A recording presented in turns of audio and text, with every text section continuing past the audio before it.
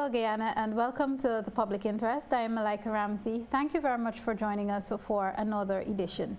Today's Public Interest is designed to focus on security for small states. With me on the panel, as always, is the President of the Cooperative Republic of Guyana, His Excellency Brigadier David Granger. Welcome, sir. Thank you very much, Malika. Joining us on the panel today are two female journalists, so if I dare say it's girl power today. Trust that His Excellency will forgive me for that comment eventually. I begin by introducing Ms. Thandika Percival. Thandika is from Stabroek News. Welcome to you, ma'am. Thank you very much. And I also introduce Ms. Ariana Gordon, who is from the Guyana Chronicle. Welcome, Ariana. Thank you. First off, Your Excellency, your country's contribution to the protection and the security of small states. Well, I believe the experience at the United Nations General Assembly this past week has been the most positive statement that Guyana has made. It has certainly established Guyana as the spokesperson for small states. We call on the United Nations to protect the small states. Most of the small states in the world came into existence after the Second World War under the umbrella of the United Nations. They don't have the capability to protect themselves from invasion, from terrorism, from other forms of aggression. So I would say that we use the United Nations General Assembly to insist that the United Nations had a role and to call on the international community to create a system of collective security so that small states do not become the victims of aggression by big states. Okay, thank you, sir. Well, journalists, it's now your turn. I'll begin with you, Thandika, if you have a follow-up on the said topic. Okay, in relation to the topic that you've just spoken on, aside from the UN and the Commonwealth, have you been able to secure any commitment of support from other multilateral organizations of which Guyana is a part, such as the OAS, UNICEF, or CARICOM? No, these international organizations resist being drawn into national and international controversies. So we don't expect them to come out swinging. But what we expect from them is what we got from CARICOM, the Caribbean Community in July.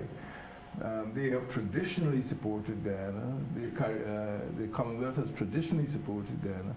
But in our bilaterals, we got the sense that most states, even in South America, would like to see the Caribbean and the continent remain a zone of peace.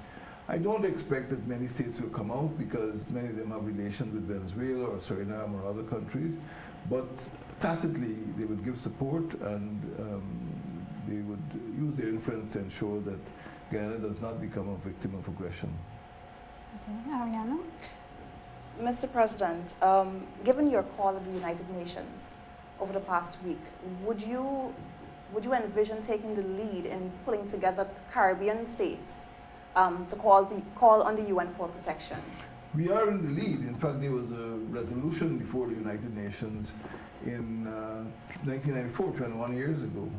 And it is our intention as a nation state to ask for that resolution. In fact, in my own remarks, I call for that resolution to be given life so that some institution will be created in order to protect small states, not only in terms of the territorial defense, but also in terms of rising sea levels. All small states are vulnerable, and we recognize those vulnerabilities, and we in Guyana intend to take the lead in the United Nations to call for a regime of small states so that we don't have to suffer the type of aggression and pressure which Guyana has had to endure from Venezuela for the last 50 years.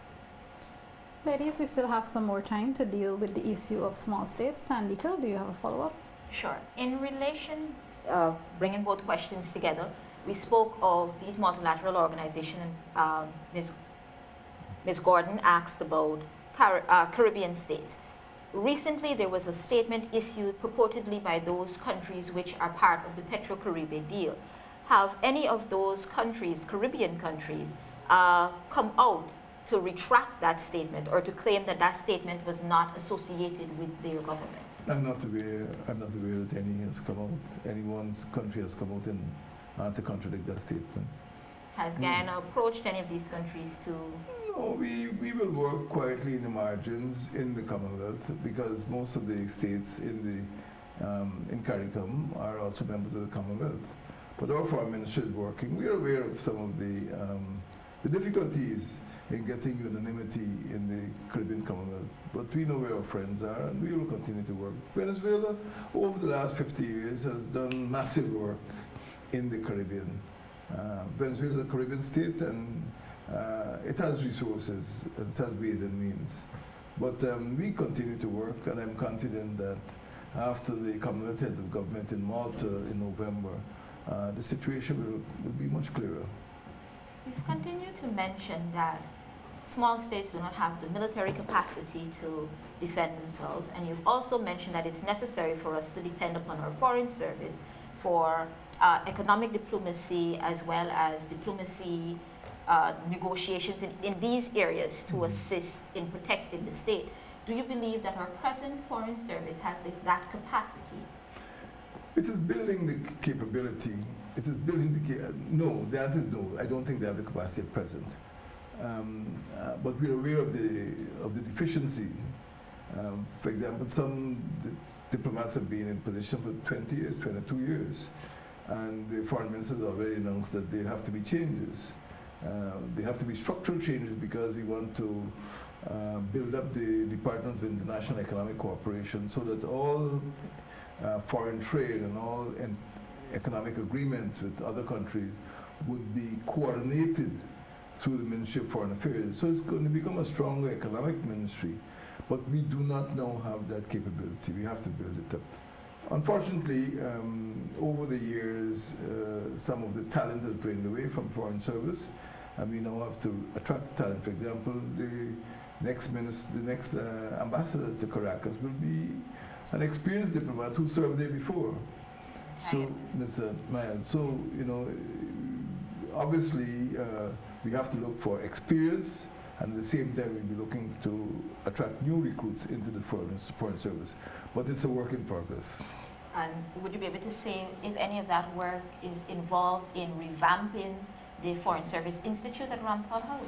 Well, that needs more than revamping. That needs to be restructured and restaffed. The actual physical place that the institute is located floods occasionally when Georgetown floods. But it is on our agenda. It's something I've discussed with the Director General and the Minister. It is important that when young entrants go into the Foreign Service, they enter the institute so they could be trained as diplomats before they're posted to the different countries. It is on our agenda. Thank you, Mr. President. Ladies, we must move on to our next segment. Now I'll invite you to pose questions, of course, beginning with you, Ariana, this time. Any other area that you'd like to touch on with His Excellency? Thank you. Mr. President, improved communication is at the heart of Guyana's ability to do business internationally for remote learning and the like. Two questions. How far along are the plans for the spectrum liberalization and the improvement of bandwidth available for cellular traffic? And what is the status and future plan for the fiber optic cable? Well, you've asked two questions which are both difficult to answer. Let me start with the second. We would like to feel that the fiber optic cable that we inherited is dead. There is no indication that it could be revived. It will have to be done all over again. And we are tendering for that. We're tendering for that. It is not possible to rehabilitate what we have found in the ground there. It's just a bad project. It's just a waste of money. As far as the other aspects of information technology concerned, we have examined the conditions at what is called the National Data Management Authority, located in Turkey. We are also creating a new regime, which will probably be merged with the National Data Management Authority. It's too soon to tell. But work is being done to improve our bandwidth, improve our interconnectivity, improve access to the internet countrywide, particularly for education, but also for business and Well, in fact, there are no limits now to information and communication technology.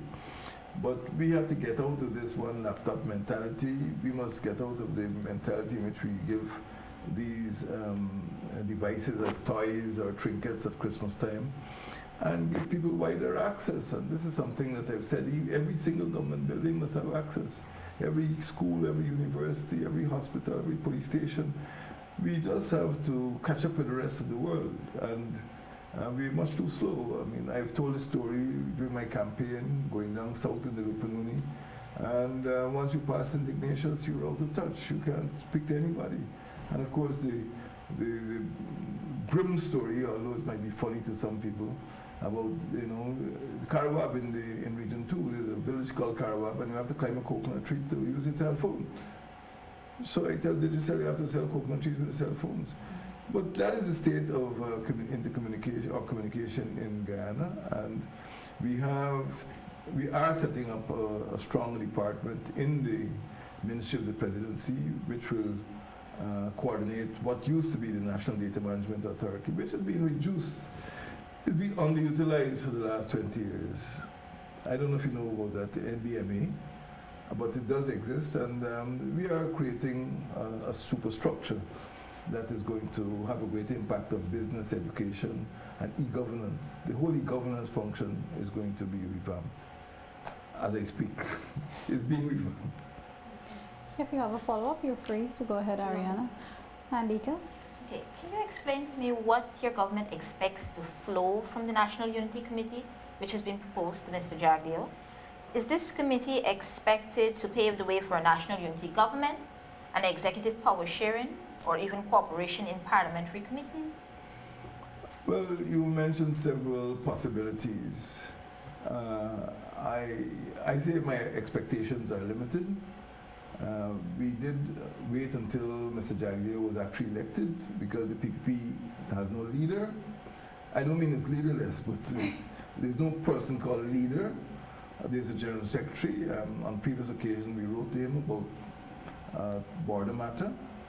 But we waited until Mr. Jagdeo was elected. Once he was elected, I met as soon after his election as possible. He came to the meeting alone, and I would like to feel that he wants to regulate the pace of the engagement, the scope and scale of the engagement. So yes, when he's ready, he has a contact person, and we have asked for the shadow cabinet, the PPP shadow cabinet, to be nominated, so that our opposite numbers, who's responsible for social cohesion, who's responsible for infrastructure, public infrastructure, who's responsible for education, each person could deal with his or her opposite number. So it's not just one thing, it's not a national unity committee. Right now there has been an engagement, and when Mr. Jagdeo is ready, he knows how to contact us, and we know how to contact him. So right now we are moving at the pace that is desired by the opposition. It sounds a little vague, but that is what is happening. It is cordial, and I expect in due course it will gather momentum. At the parliamentary level, yes, there will be sharing of committees. At the national level, I cannot say whether the PPP wants to join our government in a more meaningful way, or whether they just want to be on various agencies, boards, and commissions. All of these things are on the table. We have not gotten down to concrete negotiations about power sharing. We have had the first contact. That answers it? Courtship. Close enough. Close enough. All right, we can move on to another area of interest. Ariana? Mr. President, has the government of Guyana considered fostering parallel development of renewable energy sources, solar and wind, to augment power available while hydropower is being reassessed? Yes, the answer is yes. Up to yesterday, we had our cabinet meeting, and a proposal was on the table for creation of wind farms. We are also contemplating solar farms. So again, we get away from this, one solar panel mentality, and we have huge farms that can generate electricity for whole communities.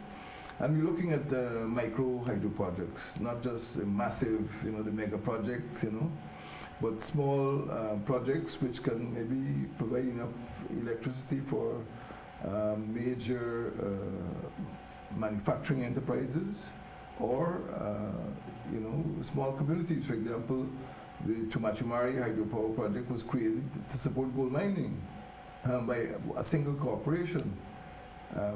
So we're looking at, it doesn't have to be massive with flooding huge acreages of jungle. It could be small projects, and there are about 100 sites in Guyana which are suitable for hydropower development. So we're looking at hydro, we're looking at solar, we're looking at wind, and I think our biogas is limited, but we're looking at that too. Thank you. Ariana, you're free to continue. Now that you've returned from the US and you've visited Guyana's consulate office in New York, do you have any plans to digitize the service of the Ministry of Foreign Affairs to ensure that it's quicker and more efficient for those persons living abroad? I did not go to the consulate, actually. I went to the office of the permanent rep at the United Nations. Yes, this is a problem for the entire e-governance unit, which I mentioned.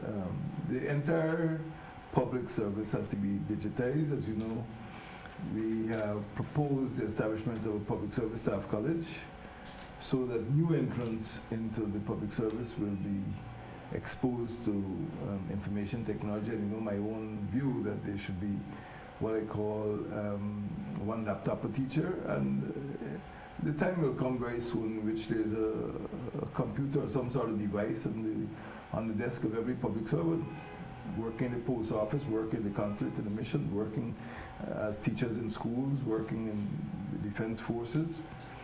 This is the only direction, the world is moving ahead and we're being left behind. Yes, there's an intention. There's no concrete plan with costs and numbers attached as yet. Nandika, your turn. If I may follow on to something you mentioned in relation. Monday is International Teachers' Day. In relation to that, right now there is an issue with the Guyana Teachers Union, for which it has taken the Teaching Service Commission to the courts to deal with promotions of teachers.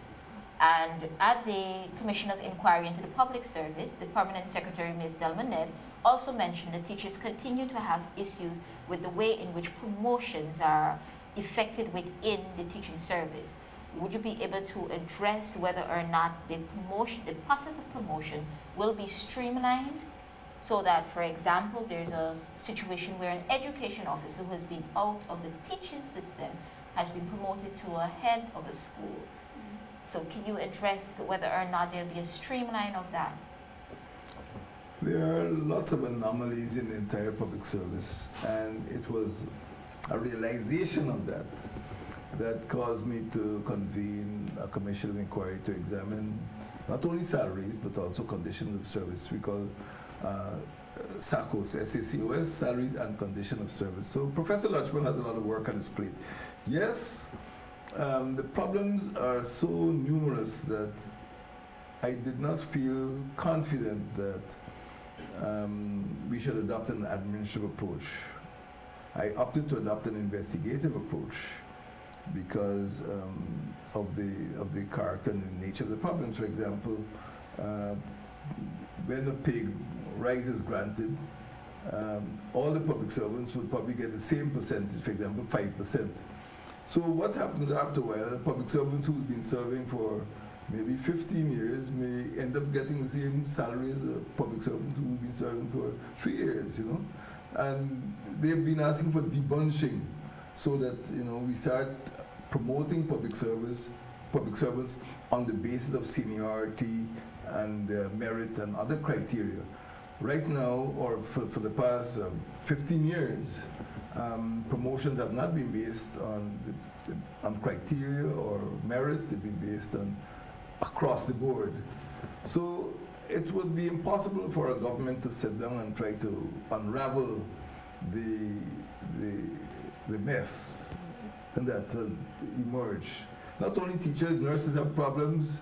There are contract workers, and there are anomalies in the teaching service. So Professor Lutchman and his team have a lot of work to do to unravel the problems that have arisen. I know Monday's Teachers' Day, so that I cannot say that I can give them an answer. The answer will come from Professor Lutchman and the people who are investigating the complaints. I don't want to prejudice what he's going to do, but we are going to be guided by what he finds and what he recommends. We know that the problems exist, but every single branch of the public service, every single branch has problems, and we cannot progress as a nation with an unhappy public service. One of the first meetings I had was with public servants. One of the first announcements I made is the setting up of a public service staff college, which I hope will be done later this month. But unraveling the administrative knot is going to be the task of the Lutchman Commission. If I may follow up, you mentioned the debunching. Is your government prepared to honor the debunching agreement made by the previous government, relevant to the year that it was made? My government is prepared to examine the recommendation of the Lutchman Commission and take corrective action. We don't, sometimes, you take action on one matter and it causes problems somewhere else. For example, one of the issues that came up is the question of retirement age. Should public servants retire at 60 or 65? Right now they retire at 55. I think it's a waste of time, training somebody 52, 53, and then the next thing, he or she goes into retirement with a lot of knowledge, still young enough to make a contribution, but according to the legislation has to be done. But we can jump ahead. But we are waiting for the unions, we are waiting for the commission to say, to recommend, do public servants need to retire at 60 or 65 or 55? Maybe the public servants themselves may say, I want to go at 55. I don't know. I don't want to make these decisions until the Lutchman Commission reports. So yes, there are questions of debunching, there are questions about leave, there are questions about all sorts of conditions of service. But just give us a few weeks or months to wait until that report comes out. And if you ask for a commitment, our commitment is to that commission, not to what the previous government did. Ladies, the floor is still open for you to move on to another topic.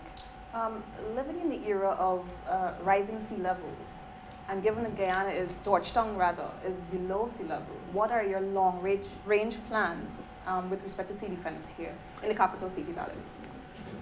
Well, in the short and middle terms, we have to ease the flooding, which is very likely to happen. As you know, once there is an hour of continuous rain, sometimes less in Georgetown, some areas are going to be flooded. And probably remain flooded for the better part of 24 hours because Georgetown has a limited capability or capacity to hold water or to remove water.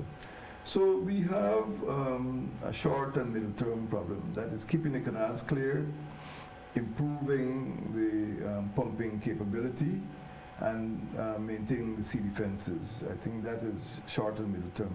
In the long term, we have definitely to consider putting more of our permanent institutions further inland, and maybe using creative means to cope with the sea defenses.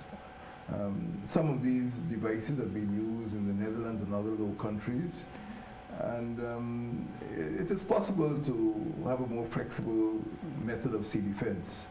But I would say that we have to walk on two legs. We have to improve sea defenses and encourage people to relocate or to build permanent institutions further inland, Bartica and higher ground. But I reckon that our experience over the last 3 centuries on the coastline should have taught us that sea defense is very expensive, and to maintain the system of canals and cokers and seawalls, it means that we're subsidizing agricultural crops like sugar and rice very heavily by putting in that sort of infrastructure. We obviously have not mastered it, and it is going to take some time before we can deliver a satisfactory level water control along the coast. It's not going to happen within a year or two. You're safe. Okay. All right, ladies, I advise that you choose the last question or two, maybe, wisely, since we're close to wrap-up time. Kandika. A series of audits have been launched by your government to various agencies.